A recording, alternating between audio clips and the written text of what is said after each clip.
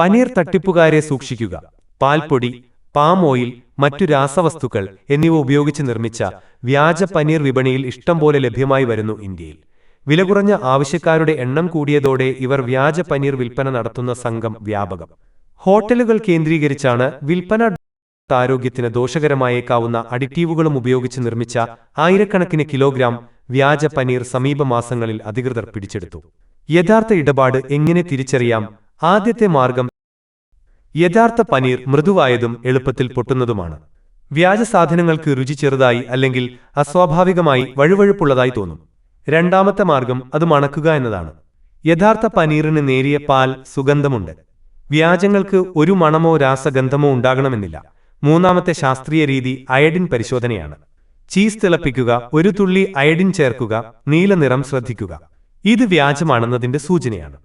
ആയിരക്കണക്കിന് കിലോഗ്രാം വ്യാജ വസ്തുക്കൾ ഇതിനകം പിടിക്കപ്പെട്ടിട്ടുണ്ട്. അതിനാൽ ജാഗ്രത പാലിക്കേണ്ടത് പ്രധാനമാണ്.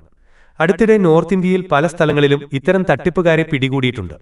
നിയമം സ്ട്രോങ് അല്ലാത്തതിനാൽ വീണ്ടും വ്യാജന്മാർ ഇറങ്ങുന്നു. നമ്മുടെ ശരീരത്തെ സൂക്ഷിക്കേണ്ടത് നല്ലതാണ്.